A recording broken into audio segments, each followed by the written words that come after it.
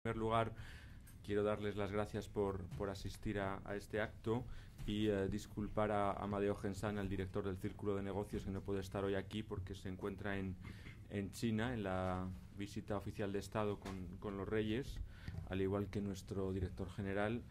Y bueno, se me había pedido que presentara la presentación de este cuarto boletín de gobernanza. No, la verdad es que no quiero extenderme mucho porque yo creo que es más interesante que nuestros invitados de hoy tengan la palabra y sobre todo tengan tiempo después para abrir un debate con ellos. Así que bueno, pues voy a cortar la pequeña presentación que había preparado y voy a ir directamente al trabajo, al grano, como se suele decir. En primer lugar, le voy a dar la palabra a Guillermo Martínez, que es el coordinador del programa Gobernanza, para que nos explique este cuarto número especial sobre China. Y luego daré la palabra a nuestros ponentes y al profesor Ian Cook, director del Center for Pacific Rim Studies en la Universidad de Liverpool, Irene Ox, coordinadora del China Governance Program de la Organización para la Cooperación y el Desarrollo Económico, la OCDE en París, y finalmente a Pablo Bustelo, director del Grupo de Estudios Económicos de Asia Oriental de la Universidad Complutense de Madrid y también investigador principal para Asia en el Real Instituto Elcano en Madrid. Bueno, ya sin más dilación le cedo la palabra a Guillermo para que nos explique este cuarto volumen del boletín de gobernanza. Cuando quieras, Guillermo. El programa Gobernanza es una iniciativa de Casa Asia que cuenta con la colaboración de otras instituciones, como por ejemplo el Instituto Internacional de Gobernabilidad de Cataluña o por ejemplo la compañía española de seguros de crédito a la exportación, así como colaboraciones puntuales de otras entidades como la consultora East West Bridge o, por ejemplo, también la institución como otra institución que sería el ICEX. A todos ellos agradecemos su participación en el programa y su colaboración, así como también queremos agradecer la presencia hoy aquí a los tres ponentes. Bien, una vez dicho esto, el programa Gobernanza es una iniciativa tiene como principal objetivo mejorar nuestro conocimiento sobre la situación económica y política en Asia a través del estudio de los cuatro ámbitos más importantes de la gobernanza, que son la institucionalidad económica, el sistema político, el Estado de Derecho y la sociedad y desarrollo. Es decir, no entendemos gobernanza como aparece explicitado en el diccionario de la Real Academia de la Lengua, es decir, como buen gobierno, sino que entendemos gobernanza en un sentido más amplio. Entendemos gobernanza como el sistema de instituciones, valores y políticas que utiliza una sociedad para gestionar sus propios problemas, sus problemas políticos, económicos y sociales, en interacción. Además, como la economía china es cada vez más importante y como crece de una forma muy rápida, la cuota que le corresponde del crecimiento económico global, del crecimiento del Producto Bruto Mundial, es cada vez más alta. Y un dato simplemente es que China, que en lo que se llama dólares corrientes, es decir, a tipos de cambio corrientes, supone el 5% de la economía mundial, el 5% de la economía mundial. Sin embargo, explica el 10% del crecimiento del Producto Bruto Mundial. Una economía con el 5% de la economía mundial genera el 10% del crecimiento de esa economía. A la inversa, la Unión Europea, que supone el 30% de la economía mundial, genera solo el 20% de ese crecimiento. Es decir, China está generando en porcentaje de crecimiento del Producto Bruto Mundial el doble de su peso relativo en el Producto Bruto Mundial.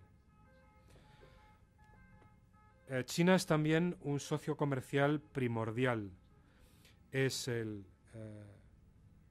primer socio comercial de Japón desde hace un par de años.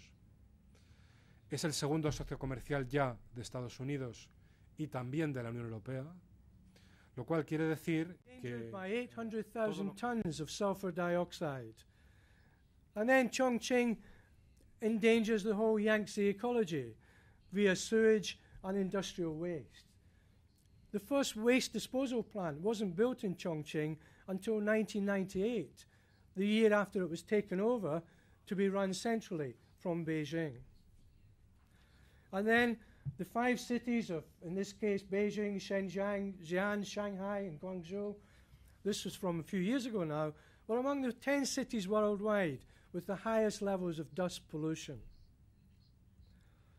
There are high rates of respiratory diseases and cancer, partly due to environmental pollution. Official study shows air quality well below standards. Beijing, Guangzhou, Qingdao, Tianjin, Zhengzhou, a whole watch of cities around the country. That's very much the urban. But the urban interweaves with the environment. I have 5 environmental themes to briefly consider.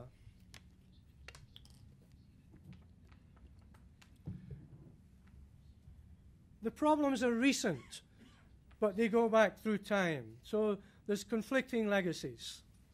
There's a whole question of water, the worth of the well. There's issues of dust, desertification, and air pollution, the whole issue of energy use, and then what policies can be developed. And that will lead on to some of the issues that Irene will be talking about in terms of the question of governance. So let's look very briefly at some of these. China is often spoken of as if it's a single place, a single homogeneous unit, but of course it's not. There are a number of environmental vectors to consider, and hopefully the microphone. The share of the local share. So that means if you take total public expenditure, about 70% of public expenditure is handled at the subnational level. So it means that the subnational level has a lot of responsibility. I will come back on this word, but they have a lot of money goes through them, a lot of action is processed by the subnational level. And it's the same also for revenue. Although it's less decentralized than the public expenditure, also China has a lot of revenue is also drawn by the subnational level.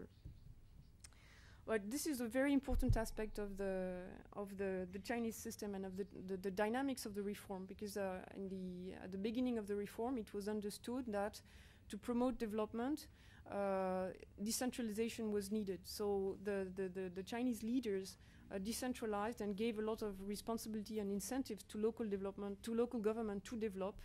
And in fact, it was kind of still a pact for development, which is okay. You accept this regime with the constraints against economic development. That's the development imperative.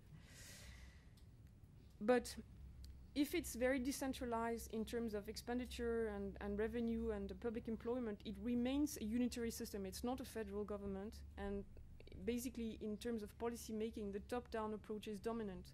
So the policies and the the policy targets are set at the national level. Of course, there are consultations with the local level, but basically major orientations or policy frames are set at the national level, and they are to be applied level by level, from the central government to the province, to the prefecture level city, to the county, to the township and towns. Okay, and just to comment on that, so this system, of course, puts a lot of there are a lot of incentives for local governments to develop. I said that already, but this is materialized in many ways. In the way cadres are managed, it's materialized also in the party system, and of course, because of this very decentralized system in terms of expenditure and public employment, it puts a lot of emphasis of on local capacity. So basically, if you have counties which are relatively not very well